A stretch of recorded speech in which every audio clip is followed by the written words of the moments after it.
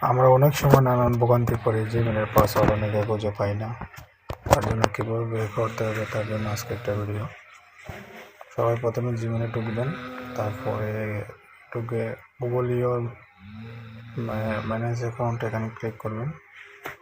Google অ্যাকাউন্টে click করবেন, অ্যাকাউন্টে ক্লিক করে তারপর সিকিউরিটিতে যাবেন।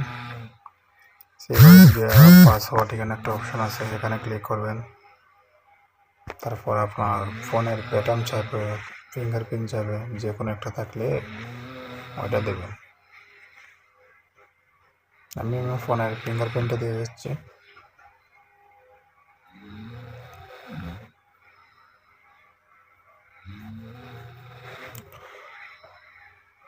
ফোনের ফিঙ্গারপ্রিন্ট দেওয়ার পর আপনার নতুন করে পাসওয়ার্ড আপনারা দিতে পারবেন আপনার ইচ্ছার মতো।